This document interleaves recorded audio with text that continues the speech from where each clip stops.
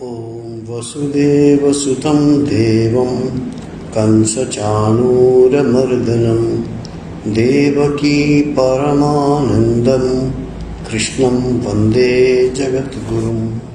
So we were last almost 3 Sundays we discussed one shloka that when we talk about our spiritual progress, what is that which prevents us from progressing? This is discussed in also Patanjali's Yoga Sutra, that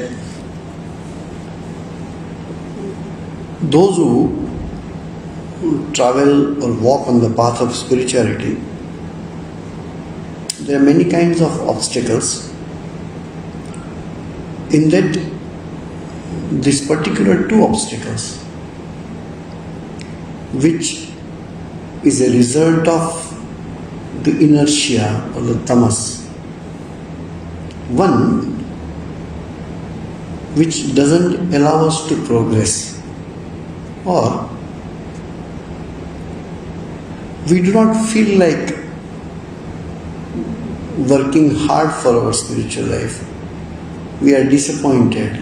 There is no zeal in doing that. Oh, I am doing it for so many years, nothing happens. This kind of thoughts will come. So one which doesn't allow us to progress is one kind of inertia. But the second one is that it doesn't allow us even to retain the same status. It regresses. Mind comes down. So first we need to accomplish this. At least where we are, there we shall be able to continue. Then only progress comes. It's like doing business. Your business is in loss, then you break even, no profit, no loss. Then you make profit. You cannot make profit unless you cross this stage which is called break-even stage. So, this obstacle is the result of our inertia. And secondly, this is the result of our ignorance. That's why it is necessary to read some scriptures. Why scriptural reading is required? It is something like you read the travelogue of a person who has travelled in that path. Scriptures are like that. If somebody has gone to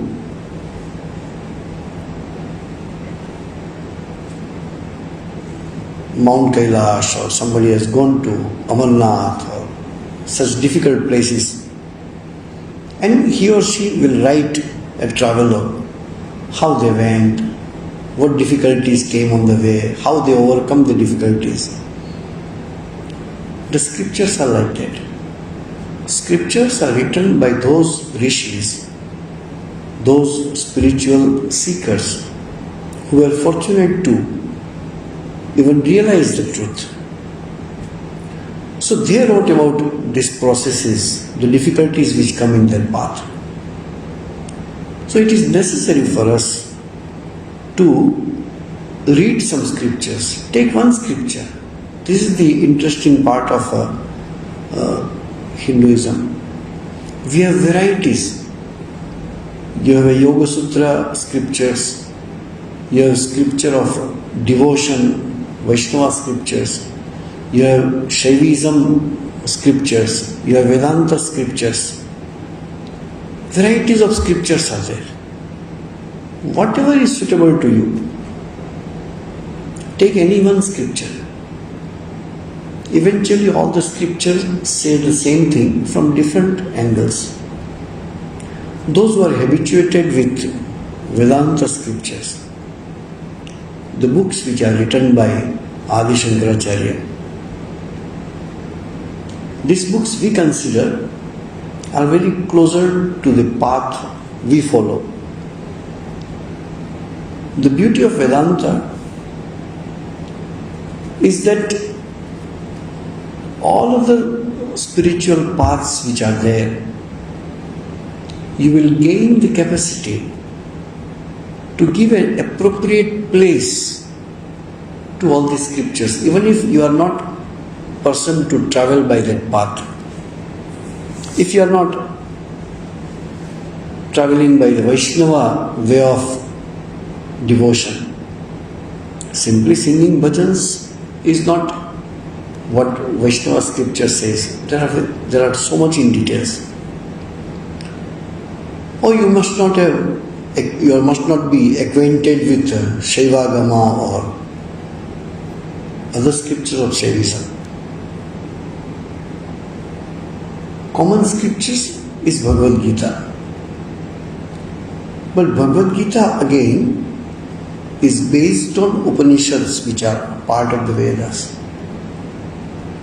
Adi Shankaracharya is a person who created these bridges between we people and the scriptures. All of us are not same. There are some who doesn't understand Sanskrit at all. Then how you read the scriptures? Of course you take translations and all that. So the easiest, or the people who are not scholarly, people who are not very studious, people are not very intellectual to study the scriptures, maybe. So Adi Shankaracharya wrote many stotras, many hymns on the gods and goddesses, and also of the formless God also.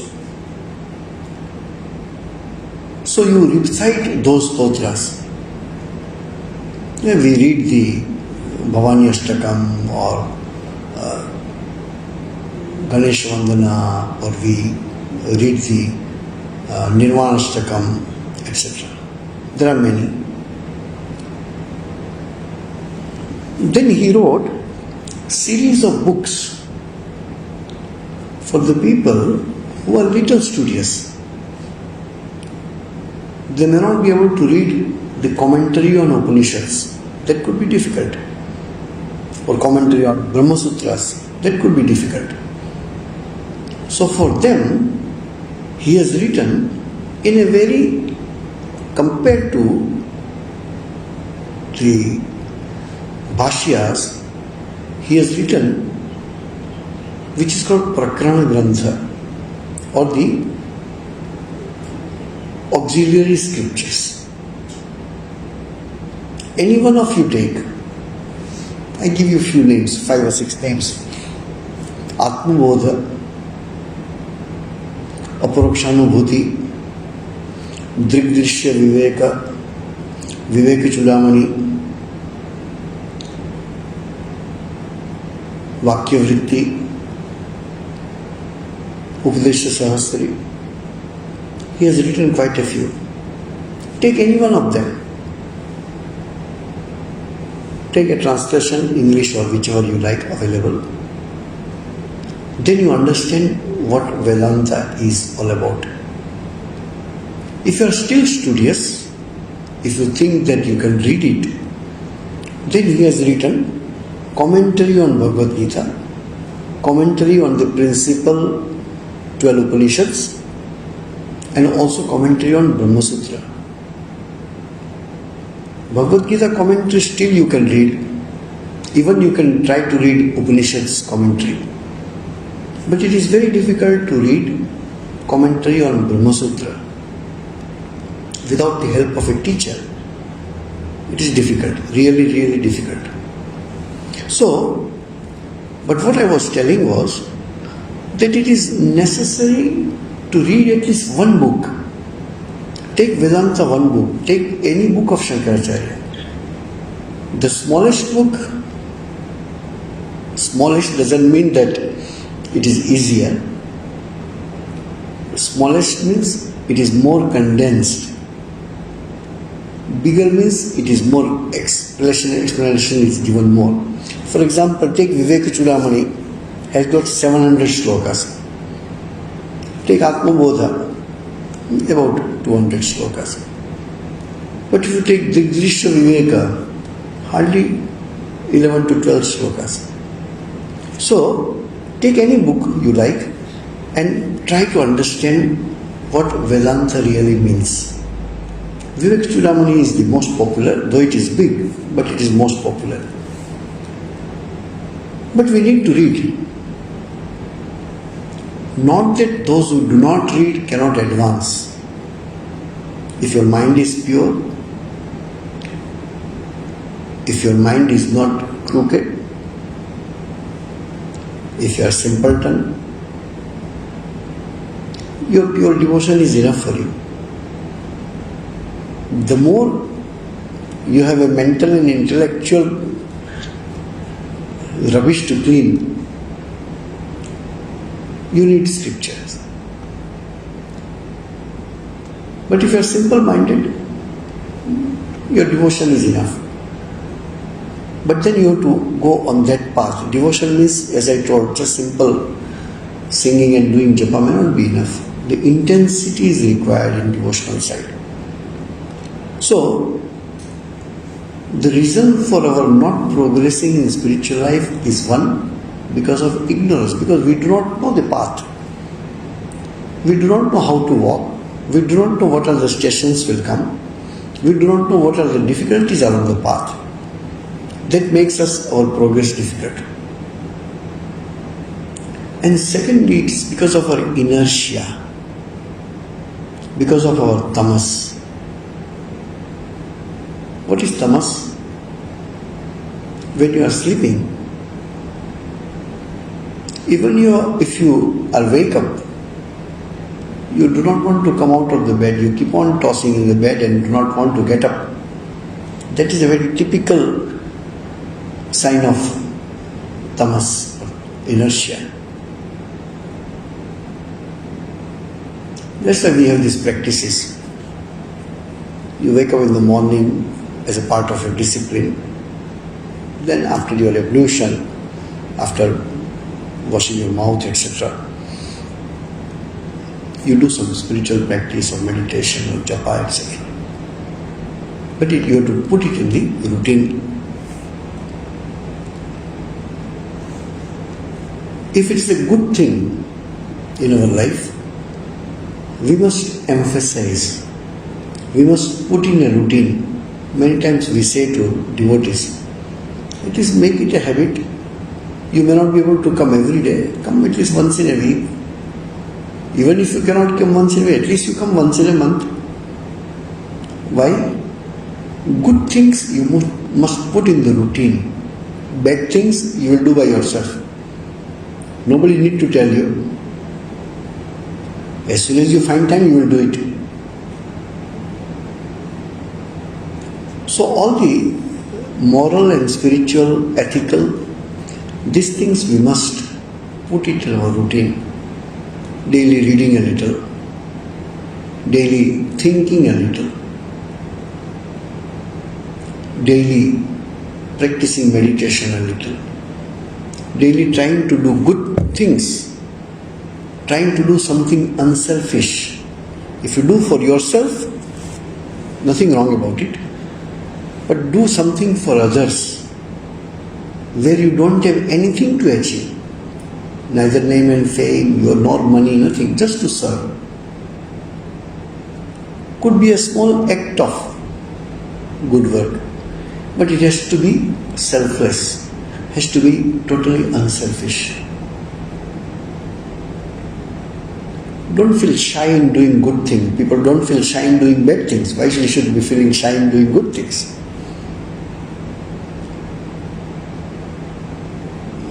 If you think it will be helpful to people, just do it. Nobody need to tell you. Singapore, you don't find those kind of situations on the road. You may not, but sometimes you find. So you try to help others. So these are the issues when we cannot progress spiritually. What we read last 3 weeks is our intense attachment to the sense objects. It is not only attachment, it's not that we like it too much, just like we like some food. It is not that kind. Your mind looks for it. Your mind searches for it. You are so much attached to it. You can't live without it. These are sense objects. Even if you know that it is harmful to you, you are not able to renounce. That is called attachment. We are living in the world, so simple eating and sleeping is a common thing which every individual does. We are not talking about that. We are talking about those attachments which we are slave to. You are supposed to control it, but slowly it controls you. It is no more under your control. That it is, if you want to use it, if you want to do it, you are compelled to do it. You are so much habituated, you are so much enslaved by it. This is called attachment. Attachment is that which haunts you when you sit for meditation. When you sit for meditation, you don't think about normal food, correct? Oh, I am going to cook today rasam, rice and sambar. That doesn't come into your meditation as a disturbance. But if you are so much attached to, for today night we are going to order this food, then it is an attachment. Normal things doesn't come and haunt you in your meditation. Say for example, you enter from the main gate. If you get some bad smell nearby, immediately you look at it, something bad smell is coming. If you are walking and you see somewhere beautiful flowers, for example, so you look at the flowers and see, oh, beautiful. But from the main gate to the temple, I can give you a list of 101 items. Why only those which were specially beautiful or disturbing very badly? That only attracts your attention. Other things are there. If I tell you from main gate when you walked up, there were few electric poles were there. How many poles were there? I don't know. You climb the temple, how many steps are there? I don't know. Because that doesn't disturb you. That you have neither attachment nor hatred. Those things will not attract your attention. Only those whom you are attached to or whom you hate. So attachment and aversion. If these two are there, then only your mind is attracted. Positively or negatively, but mind is attracted. But most of the things, you are neither attached nor you are averted at all. You have aversion for it or you hate it. You are neutral to those. Oh, when you came, there was a small stone lying in the garden. I didn't see it.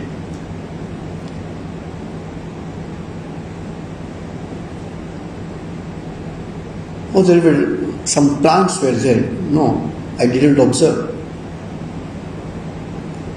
But there was a special plant with a big flowers. Everybody's attention will go there. Technically, your mind is inclined to go to the object which either you have a appreciation for or you have criticism for it.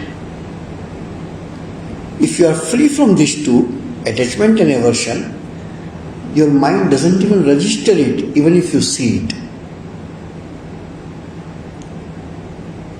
You didn't close your eyes when you walked, but those things you don't see, even if it is there.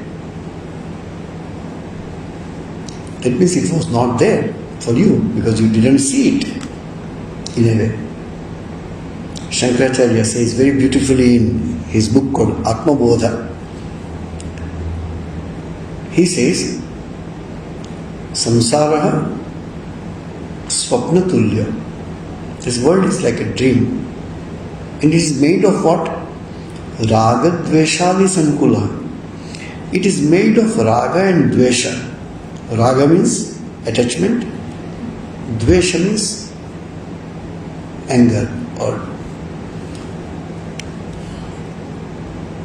hatred. If you don't have these two, if you are free from Raga and Dvesha, you are practically unattached by the surroundings. The surroundings will affect you provided you have this Raga and Dvesha. Those people who have very strong liking and disliking, they suffer more. They suffer for everything. If they are very much attached to, and if they don't get those things, they get disturbed. There is so much hatred for many things, many people. If they meet them, you encounter them, then they become angry or upset. Those who are having less attachment and aversion, their mind remains more peaceful. For them, meditation is easier. Those who are full of attachment and aversion, how we are attached to? If you are attached to a person, wherever they are, if you are attached, you continuously think about them. You get annoyed. I sent a message, he didn't reply to me. Many days he doesn't talk to me. About a person. But if you have a hatred for a person, if he or she comes in front of you also you have a problem. Once a devotee told me, they are devotees, everybody is progressing, so there is no criticism for him. This is a journey, and people have this kind of things when you walk on spiritual life. I say, you didn't come to temple for a long time? No, I don't like to come. Why? Because if I come, I have to sit with such and such person. So much hatred for that person sitting in the temple, they avoid to come to the temple because they hate those people. How you can meditate if you have such hatred in your mind? And how to cleanse that mind, which reserves so much hatred for people. But they are also devotees, they also are walking on that path. Sometimes it is difficult. So the easy way for spiritual progress in general is to reduce your attachment and aversion, especially aversion. Attachment gives you pain, but how many people you can be attached to? But there are innumerable people whom you can hate. So if you do not have hatred and you have less and less attachment, there are not many objects to disturb you when you meditate. Try one day. When you sit for meditation, you say, my mind is disturbed. My mind goes here and there. Observe or try to remember after your meditation, today my mind thought about whom? You will find your mind was thinking about some people, some places, some things. Either you liked them or you hated them. Normal people don't come to disturb your meditation. So if you have less attachment and less aversion, so there won't be many objects to be hindrance in your meditation. Many times people say, oh, it is so difficult to meditate. So, we devised this language. Say you meditate every day 1 hour. The quality of your meditation of that 1 hour depends on the rest of the 23 hours how you passed. How it is possible? You are attached to watch one movie. Can you meditate immediately after that? If you can detach yourself from that, you can maybe, I don't know. But otherwise those thoughts will come as a remembrance. So how you remember? Especially you remember those scenes which you gave importance to, which you say, I liked it. That means you are attached to those scenes, those emotions, etc. Only those you remember. So to improve the quality of that 1 hour meditation, you need to improve the remaining 23 hours of your day.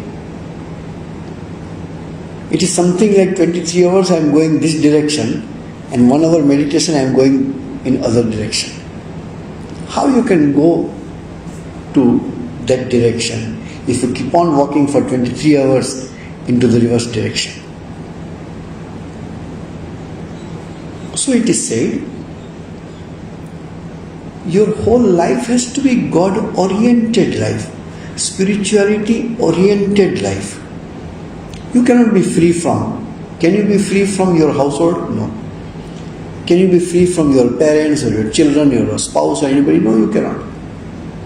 Can you be free from the colleagues whom you are working with? No. And when you say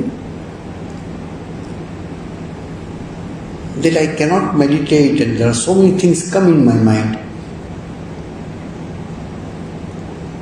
there are two types of objects which come to your mind, which disturb in your meditation. One is a simple memory. They are not disturbing to you because it's a memory.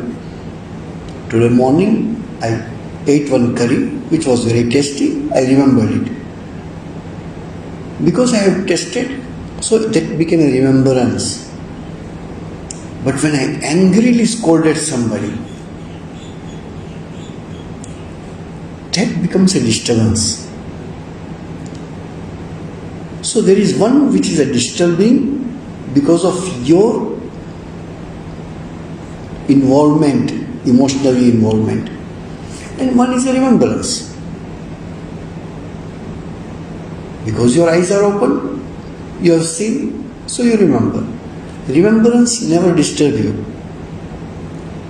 But that in which you are emotionally involved, let it by any other feeling. Could it be love? Could it be anger? Could it be greed? Could it be something? When you are involved in that, that becomes a source of disturbance. Simple remembrance is not a disturbing factor.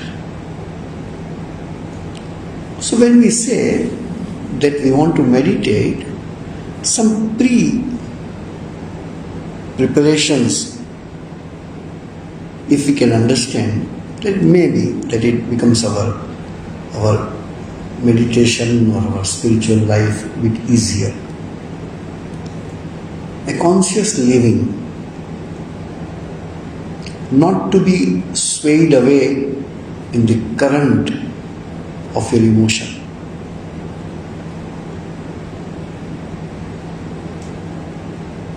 Before you speak anything, a thought should come whether I should speak this or not. Not after speaking and hurting people, oh sorry. No. Before it comes out of your mouth, your mind thinks whether I should speak or not. Once you speak, there is no control Z. Once you speak the words out, there is no withdrawal. You can't erase because you already spoken it. Earlier we used to give this example. Once you send the message, you can't take it back. Now you can take back. That technology they have improved. But if I speak a bad word to you, there is no way that I can delete it, which you already heard.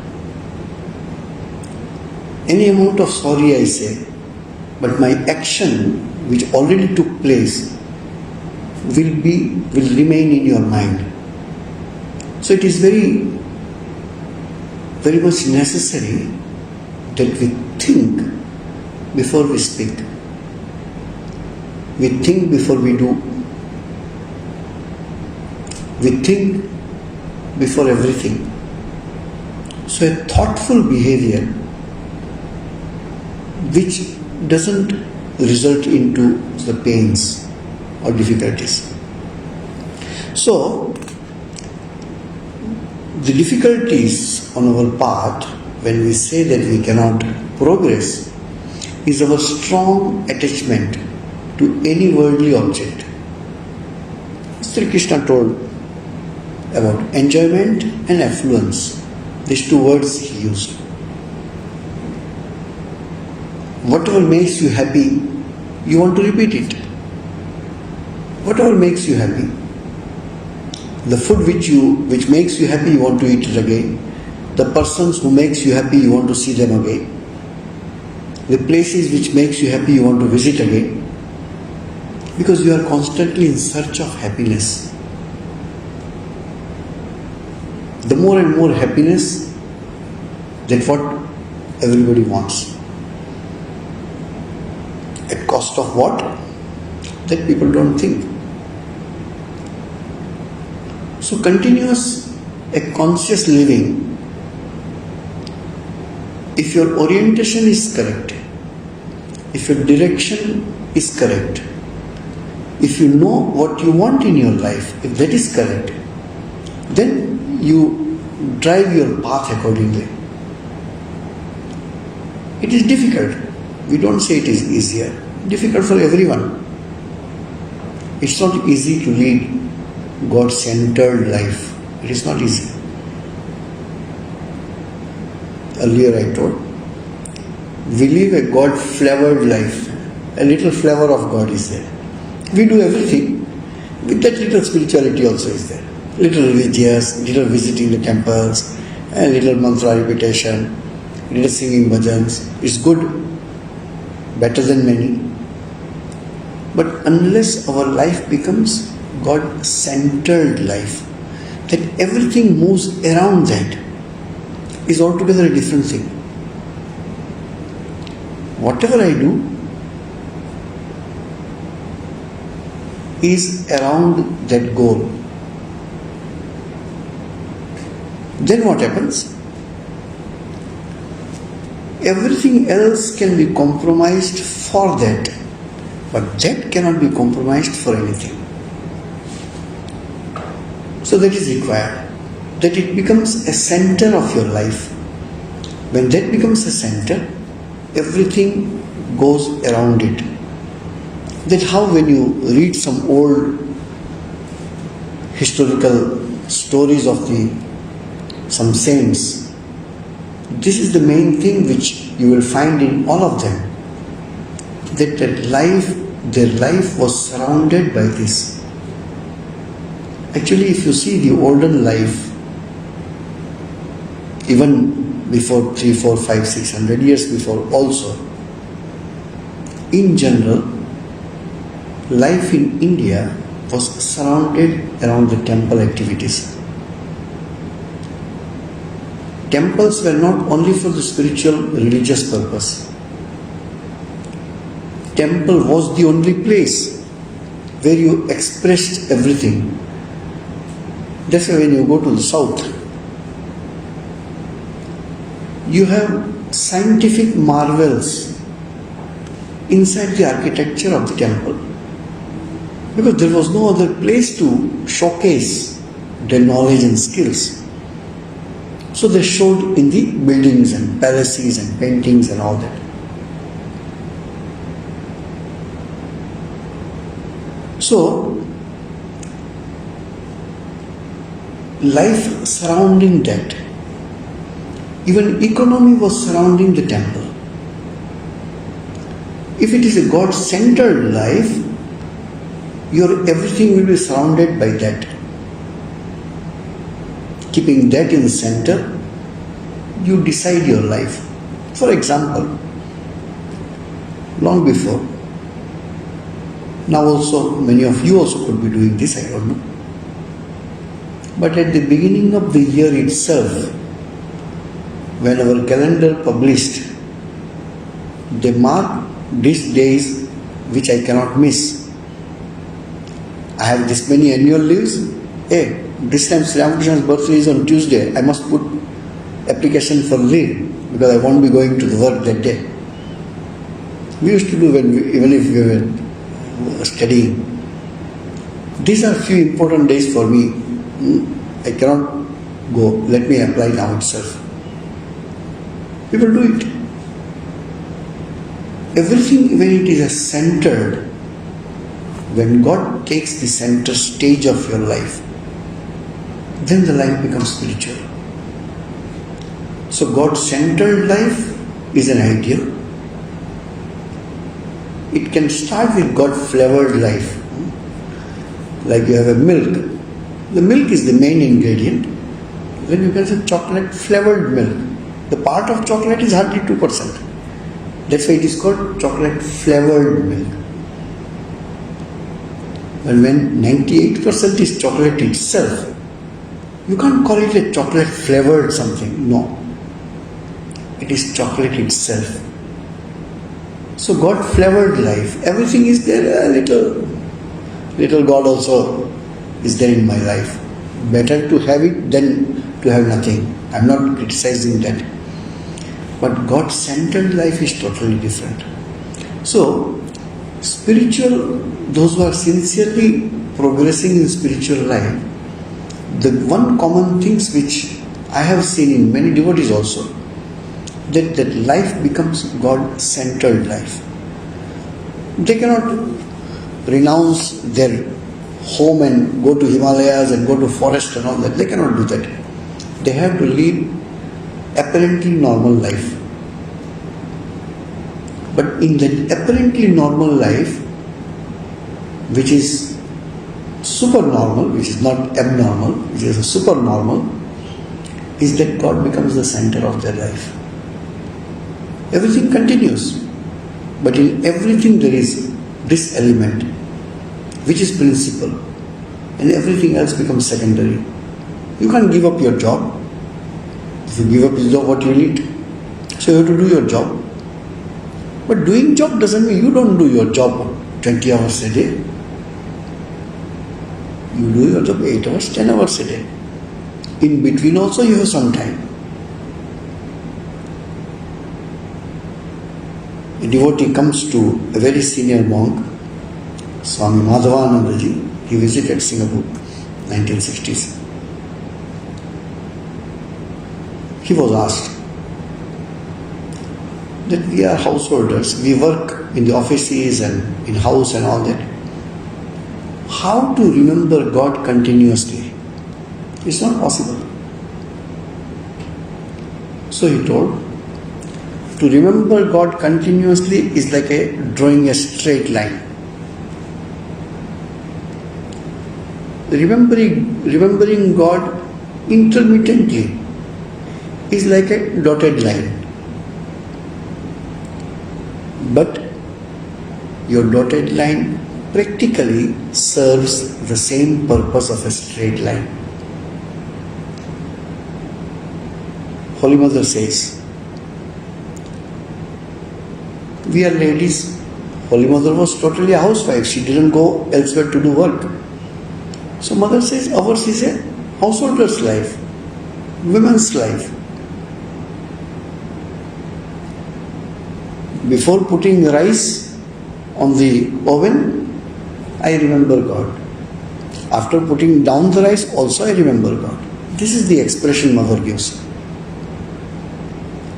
Whenever you do anything which is mechanical, very interesting ideas which we have received from senior Swamijis. That which is a mechanical activity, where you don't need to put your so much mind to do that, at that time you can repeat your mantra in your mind.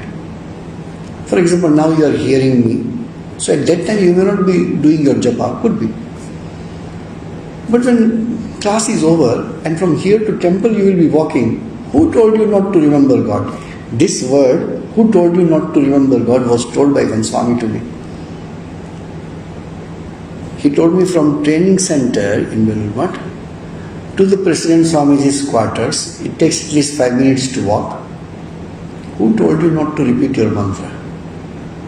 Then you come and complain that I don't have time to do for japa and meditation. There are many activities in our day which we do mechanical. You don't need to concentrate so much on that. When you take bath, it's a mechanical activity. When you walk around, it's a mechanical activity. So whichever activities where you do not need to concentrate, there parallel you can do your japa. You can remember God in whichever way you want to remember. You know, when you are learning driving or when you are learning how to ride a bicycle even, you are so much concentrated on that. Before we learn to ride the bicycle, how it is possible to keep balance also, to do pedaling also, how everything can be done together. But when you learn it, you not only ride the bicycle, you leave your hands, the handle remains straight, you do pedaling, you talk to your friends, you sing songs, still you can ride the bicycle. Swami Brahmanji used to say, I personally don't have a right to say, because that's a very high statement, so we are quoting him. He says, 2% of your mind give to the work. The remaining 98% can be given to God. It's a big statement, difficult for us to do, but I'm telling what he has said. Many of our day-to-day work doesn't require a big portion of your mind. You can do mechanically. If you are walking here, you don't have to practically think anything about it. You just walk. Yes, when you climb the steps, you have to be a little careful so that you don't fall. When you drive, maybe you give 10% mind more so that you don't meet with an accident. But there are many activities which are purely mechanical activities. At that time, instead of thinking something different, we can think what we want to think for enhancing our spiritual life. So idea is this, that initially what you do, you can use the name of God or your mantra as a filler. Filler is whenever there is a gap, you can fill it up with it.